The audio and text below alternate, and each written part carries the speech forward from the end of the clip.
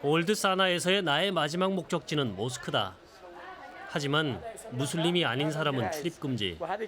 하는 수 없이 먼 발치서 모스크를 바라봐야 했다.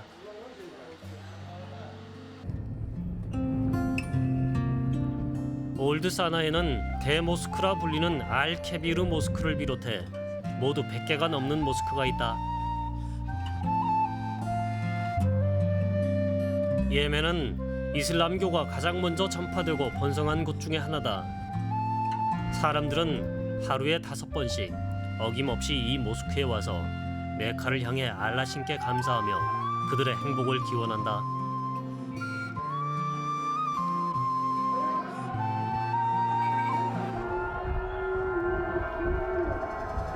수백 개가 넘는 모스크의 스피커에서 일제히 저녁 기도를 알리는 무해진 소리가 사이렌 소리처럼 울려 퍼진다.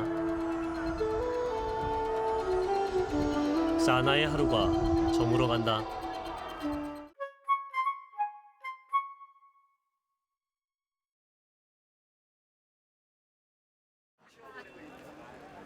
광장의 중앙에 들어서면 예멘 현대사의 가장 중요한 사건과 관련된 기념탑이 나온다. 예전에 전차가 있었다는 자리는 사각의 기념비로 바뀌었지만 이곳은 왕정을 무너뜨리고 공화국을 세운 시발점이 된 곳이다.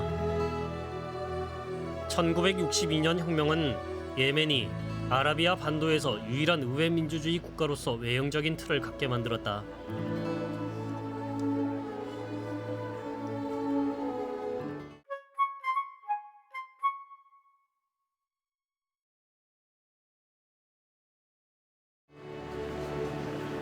타이릴 광장에서 100여 미터 떨어진 곳에 예멘 현대사를 배울 수 있는 전쟁 박물관이 있다.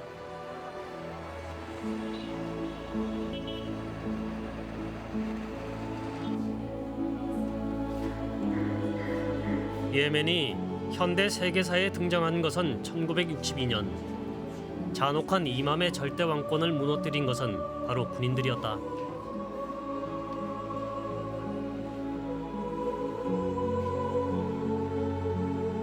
하지만 북예멘은 반복되는 쿠데타와 대통령 암살로 끊임없는 혼란을 겪어야 했다. 이러한 격변기에 등장한 인물이 바로 현재 살레 대통령이다.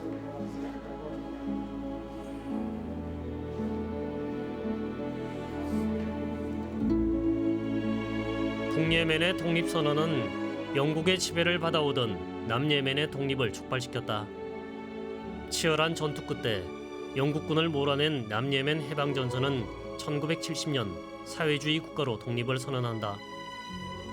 이로써 지구상의 또 하나의 분단 국가가 만들어진 것이다.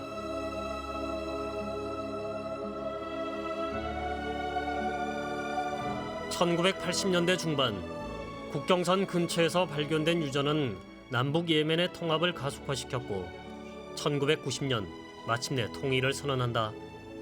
فالأبيض فالأسود تغيرت وابتعدت النجمة مع النجمة الحمراء مع الشعر. 하지만 1994년 소외감을 느낀 남예멘에 의해 시작된 2달간의 내전은 또 한 번의 상처를 남겼고 예멘 통합은 여전히 가장 중요한 숙제로 남아있다.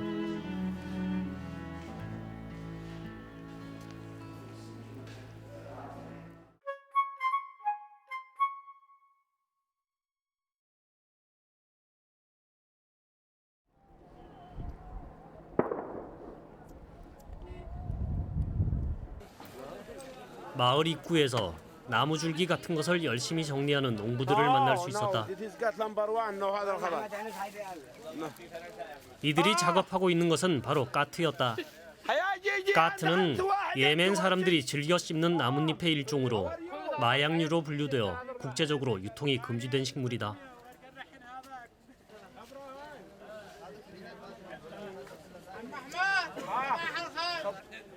하지만 까트를 빼고 예멘 사람들의 생활을 이해하긴 어렵다. القت هذا يستخدموه للقاءات الاجتماعية لحل النزاعات لحل المشاكل للمقايل اللي يخزنوه يجتمعوا الأصحاب يجتمعوا الأهل والأحباب للمناسبات يخزنوا به الأصدقاء يخزنوا بها الجمع الشمل لما الشمل. 마을 안쪽으로 들어서자 거대한 돌 위에 세워진 건물 하나가 눈에 들어온다. 바로 돌 위의 궁전이다.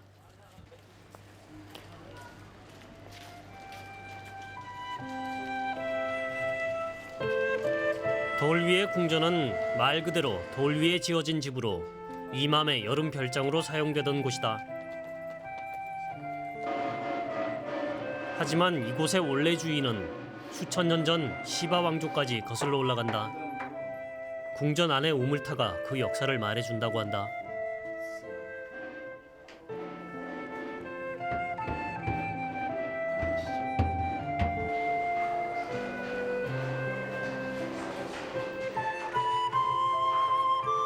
건물의 제일 꼭대기에는 이맘이 살던 곳이 나온다. 크진 않지만 화려하게 장식된 소품들은 절대 권력을 휘둘렀던 이맘의 위세를 알 수 있게 했다.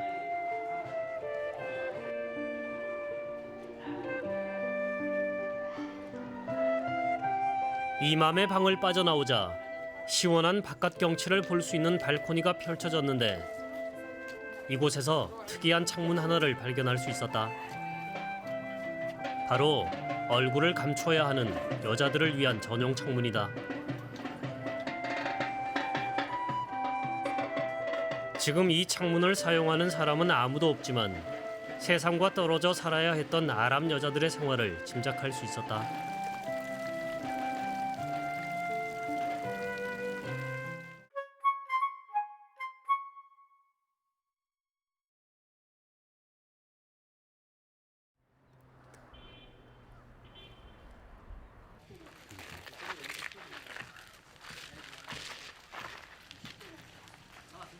마을 안으로 들어서자 절벽 위에 위태롭게 서 있는 집들이 나타난다. 350m 절벽 위에 위치한 이 마을은 16세기 오스만 터키에 침입돼 항전하던 곳으로 난공불락의 요새였다. 마을 곳곳에서 전쟁을 대비해 물을 저장해 두던 물탱크를 발견할 수 있다. 바람이 유난히 심한 이곳에 돌탑들이 많았는데 그곳엔 까트가 자라고 있었다.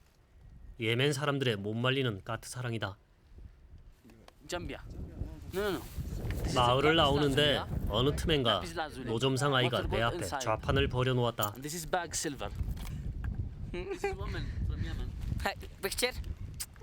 그의 물건 중에는 재밌는 인형 하나가 있었는데 바로 온몸에 헤나 문신을 하고 까트를 들고 있는 아랍 여자의 인형이었다.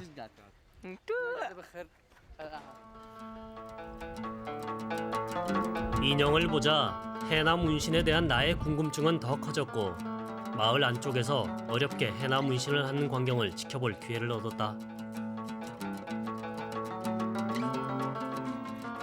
헤나 문신을 하는 과정은 의외로 간단했다. 헤나를 물에 잘 갠 다음 나무 막대기로 그냥 그리면 되는 것이다.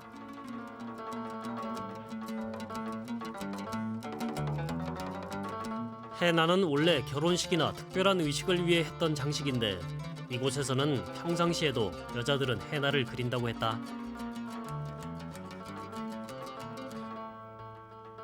하지만 신체 노출이 금지된 아랍에서 헤나를 볼 수 있는 사람은 오직 한 사람, 남편뿐이다. 정말이지 알듯 말듯한 아랍 여성들의 풍습이다.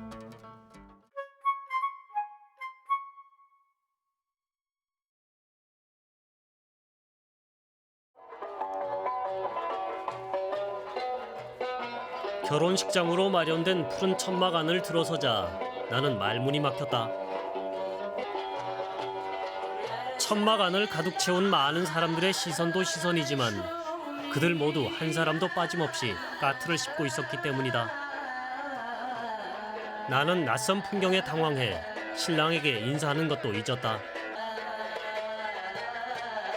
까트는 국제적으로 마약으로 분류된다지만 신기하게도 누구 하나 취하거나 비틀거리는 사람은 보이지 않았다. 거나하게 벌어지는 우리 술판보다 훨씬 조용해 보였다. 몇 시간 동안의 까트 파티가 끝날 무렵 이제 신랑들은 신부 집에 갈 채비를 한다. 처음으로 신부를 보러 가는 것이다.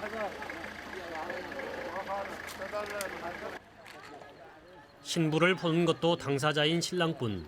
결혼식도 이렇게 신랑 따로 신부 따로인 것이다. 최소한 신랑 신부 행진이라도 있을 거라고 생각했던 나의 기대는 완전히 무너져 버렸다.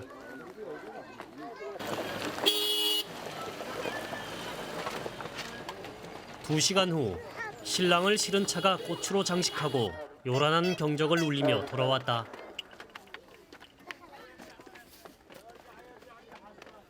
본격적인 결혼식은 이제부터 시작된다.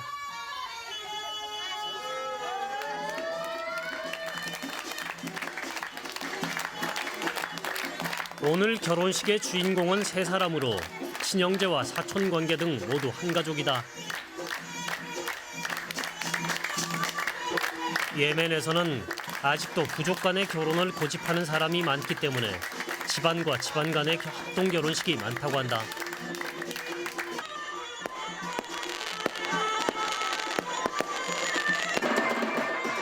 신랑들이 신랑 집에서 마당으로 나오자 떠들썩한 결혼잔치가 벌어진다. 길잡이는 역시 잠비아 춤이다. 친척들은 돌아가면서 신랑의 뺨을 맞추고 축하의 인사를 전하면 그제서야 신랑들은 한 발씩 앞으로 나아가게 된다.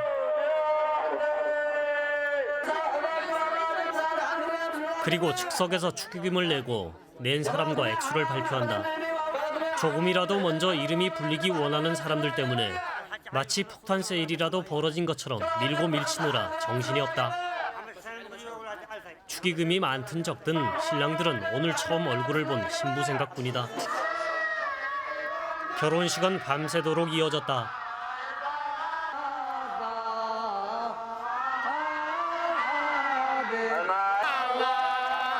마을 사람들과 친척 친구들은 마지막으로 알라신의 축복을 기원하는 노래를 불러준다.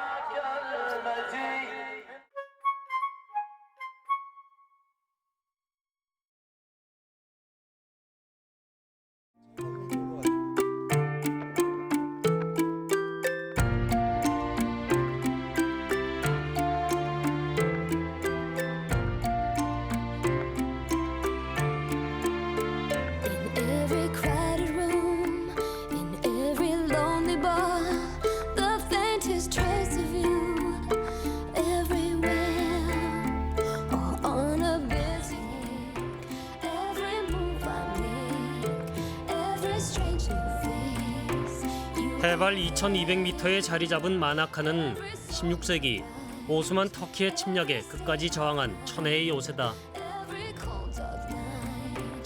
이곳 사람들은 가파른 절벽에 밭을 일구어 예멘에서 가장 기름진 땅을 만들었고 자연과 하나 되어 그들만의 세상에서 살고 있었다.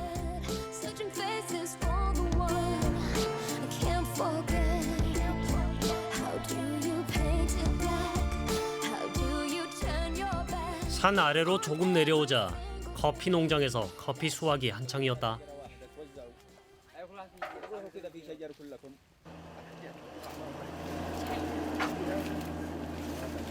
이곳은 해발 1000m 이상의 고산지로 강수량이 풍부해 한때 최적의 커피 생산지로 꼽혔었다.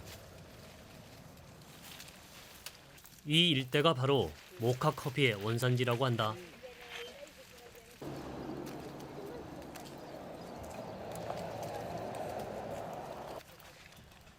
난생 처음 본 커피 열매는 앵두처럼 붉고 진했다. 이곳 아이들은 바로 딴 커피 열매를 입에 넣더니 앵두처럼 과즙만 빨아먹고 있었다. 아이들을 따라 커피 열매를 입에 넣자 커피 향은 나지 않았고 그냥 달짝지근하기만 했다. Very good.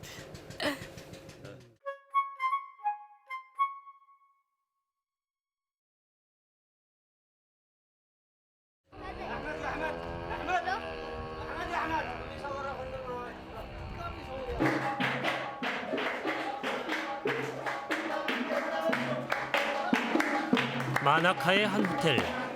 나는 이곳에서 고산지대의 전통춤 공연을 볼 수 있었다.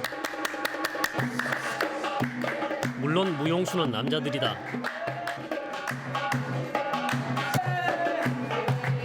그들 역시 잠비아 춤을 추고 있었지만 사나와는 달리 고산지대의 전통 복장을 하고 있었고 춤도 훨씬 역동적이었다.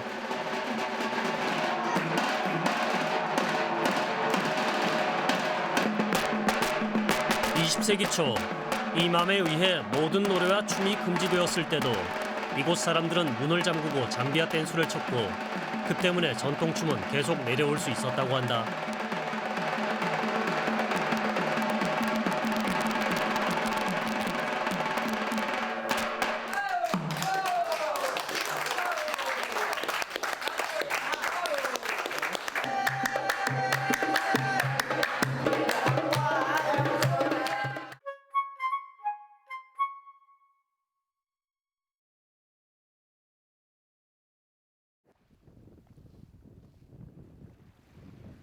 모카항은 모카 커피라는 이름을 갖게 해준 곳이다.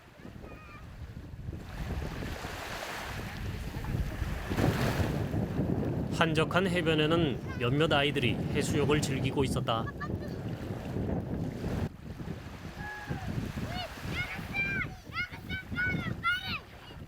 그리고 저 멀리서 히잡을 쓴 채 물장난을 치는 모습도 보였다. 이곳의 더위는 종교로도 이기기 힘들었나 보다.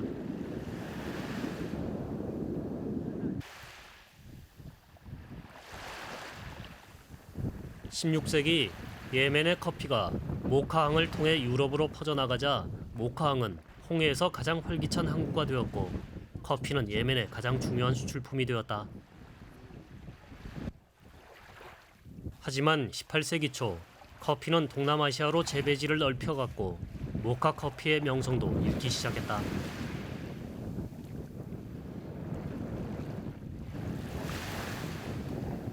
지금은 금빛 바다만이 옛 영화를 기억하고 있는 듯했다.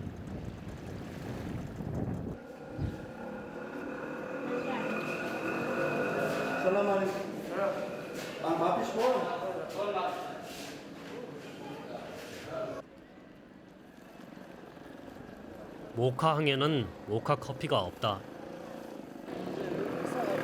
모카는 그 이름만 남겨둔 채 북적거리던 항구도 커피 향기도 모두 사라지고 없었다.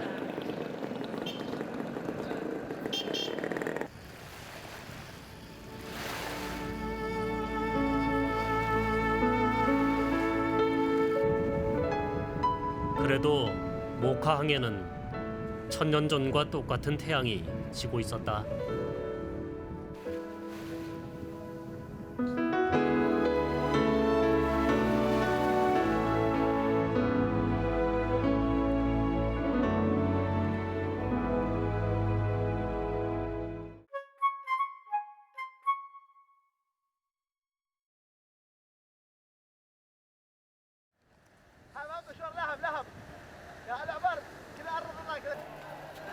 후데이다는 북예멘 정부 수립과 함께 발전한 신도시다. 특히 예멘의 어업 전진기지로 홍해 해산물들이 넘쳐나는 곳이다. 어시장에 들어서자 처음 보는 온갖 종류의 생선들이 눈을 사로잡았다.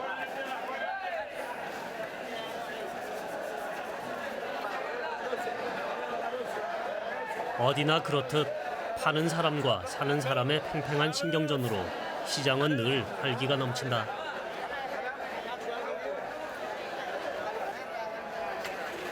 시장 뒤편에서 이름 모를 큰 고기를 한가득 실은 트럭을 발견했다. 트럭을 따라간 곳은 상어 경매장. 어른 키보다 훨씬 큰 상어들이 바닥을 가득 메우고 있었다. 후데이다는 상어잡이가 공식적으로 허용된 몇몇 지역 중에 하나라고 한다. 영화에서나 봤던 공포의 대상인 상어가 이곳에선 돈벌이 잘 되는 물고기에 불과했다. 한쪽 구석에선 어린 상어들의 지느러미를 자르고 있었는데 이건 역시 모두 샥스핀용으로 수출된다고 한다.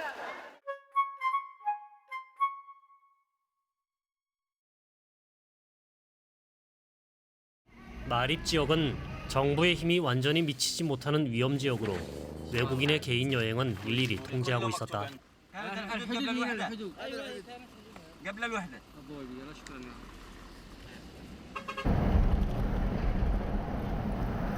마립은 고대 시바 왕국의 수도로 2500년 전 유적들이 하나씩 드러나는 곳이다.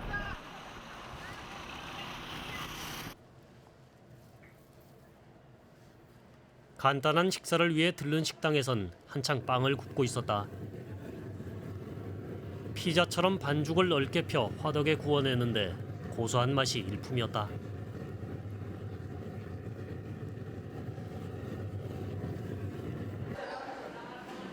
하지만 식당 안에 들어서자 허기는 금세 사라졌다. 사람들 모두가 총을 옆에 끼고 태연하게 식사를 하는 것이었다. 위협하는 사람은 아무도 없었지만 음식에 쉽게 손이 가지 않았다.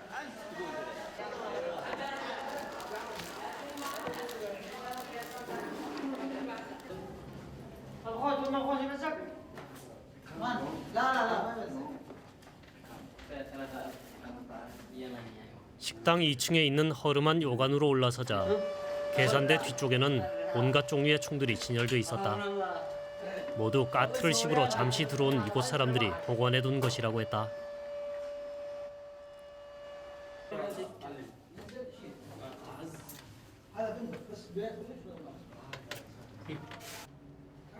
총기 사고가 그렇게 많지는 않다지만 군인도 아닌데 왜 총이 필요한지 그 이유를 이해할 수 없었다.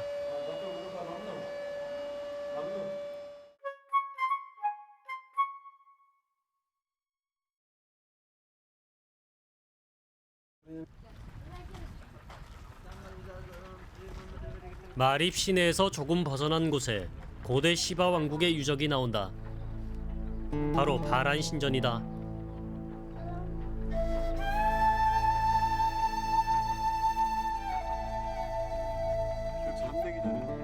기원전 400년경에 지어진 것으로 추정되는 이 신전은 전설 속에만 존재하는 줄 알았던 시바 여왕과 시바 왕국을 세상에 드러낸 곳이다.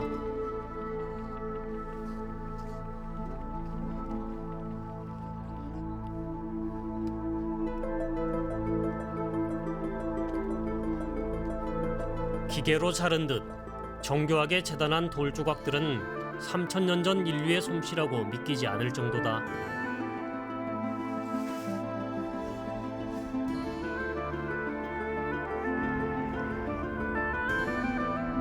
달의 신전에서 멀지 않은 곳에는 태양의 신전이 마주하고 있다. 태양의 신전은 발견 당시 모래에 파묻혀 있었는데 이처럼 마립의 사막 아래에서 계속해서 시바 왕국의 유적들이 발굴되고 있다고 한다.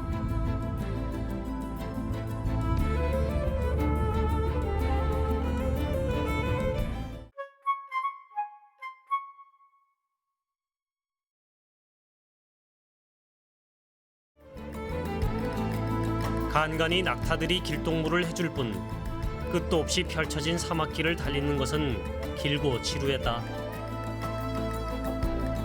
그리고 시도 때도 없이 나타나는 신기루는 사막길을 더 갈증나게 했다.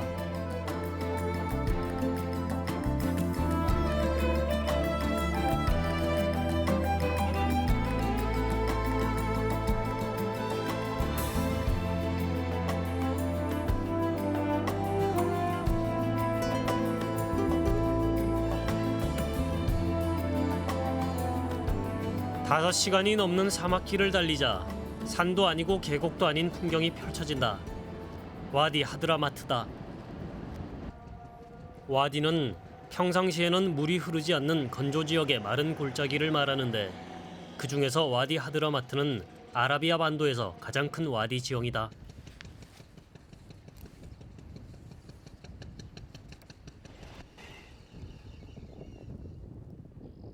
와디 하드라마트의 중심에 자리 잡은 고대 도시 쉬밤.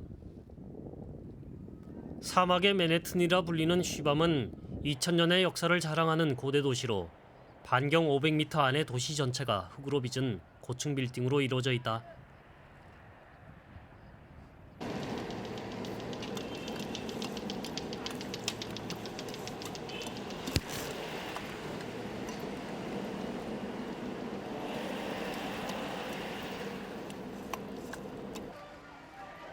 마을 입구에 자리 잡은 모스크는 물론이고 6, 7층 높이의 타워하우스까지 모두 흙으로 지었다고 믿기 어려웠다.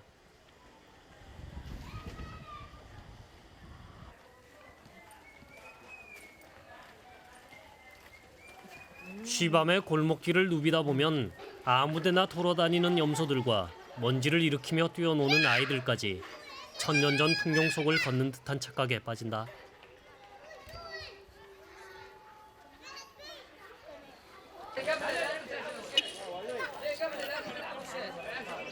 그늘이 든 작은 광장은 한낮의 더위를 피해온 마을 사람들의 차지다. 홀이라는 예멘식 전통 담배를 피는 사람과 도미노 게임을 즐기는 사람들.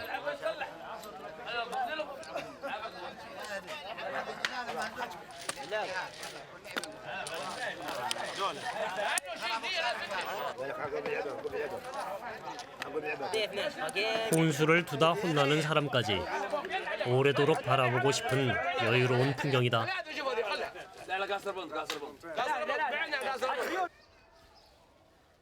마을 곳곳에서 이상한 자세로 앉아 있는 사람들을 볼 수 있다. 마치 벌 받는 것처럼 허리를 묶고 있었는데 허리가 상하지 않게 보호하는 거라고 했다.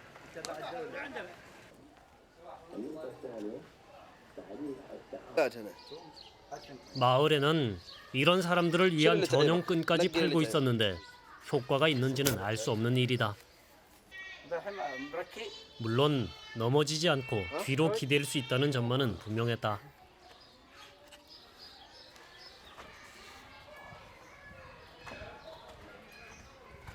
골목 끝에서 나는 향기를 따라가 보니 그곳엔 작은 숯불에 무언가를 태우고 있었다. 바로 태우는 향료인 유향이었다. 유향은 원래 이집트 등지에서 의식에 사용했는데 이곳에서는 방향제로 쓰인다고 했다.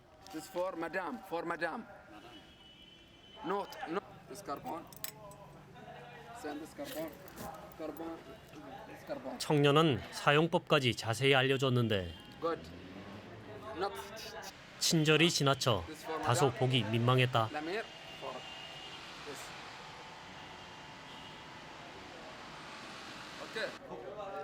옆에 있던 그의 친구는 한술 더 떠 신부용 두건을 써보인다.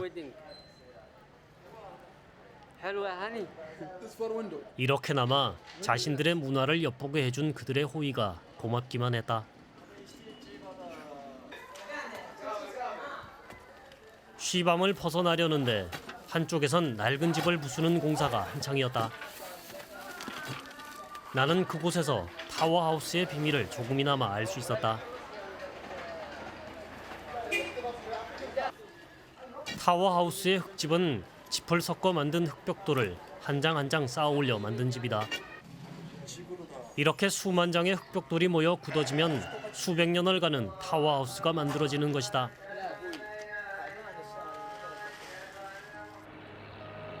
또 500채가 넘는 타워하우스 하나하나가 모여 쉬밤이라는 도시의 풍경을 만들고 있었다.